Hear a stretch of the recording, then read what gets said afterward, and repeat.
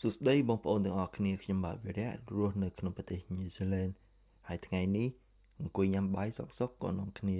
ទៅបេះមកជូរក្នុងផាកនៃនេភាបងប្អូនហើយទេសភាពតាមផ្លូវស្រស់ស្អាតណាហើយទេសភាពតាមផ្លូវបងប្អូនអើយឃើញមេឃអញ្ចឹងម៉ោង8យប់ហើយបងប្អូននាំគ្នាញ៉ាំបាយអីឆ្អែតទៅរកមកជូរហើយឃើញទេសភាពស្អាតទាញកាមេរ៉ាថតមួយមកហើយនៅនេះមេឃតាស្រឡះគឺមេឃអញ្ចឹងហ្មងថ្ងៃរៀបលិចគឺស្អាតមែនទែនក្នុងប្រទេសញូហ្សេឡង់បងប្អូន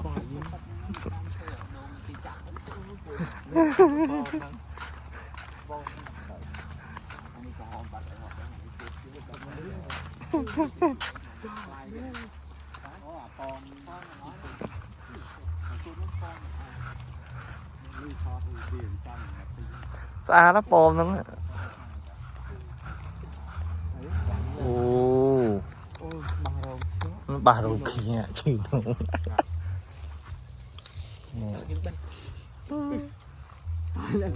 បាកំពូដាក់បេះហើយ លក់មើល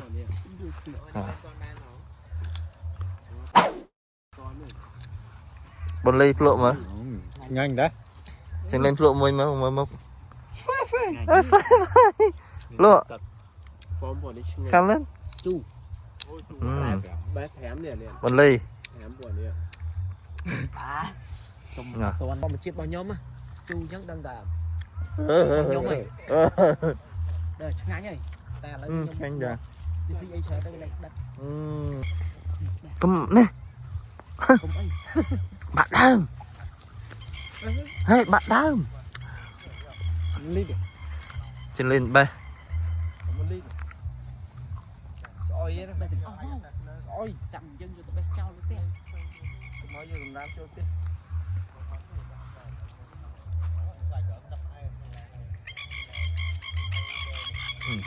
អណាខ្លាយនេះ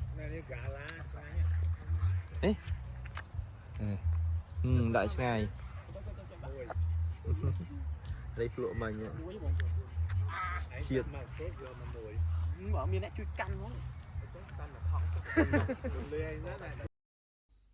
បាទវីដេអូបេះពំព្រៃ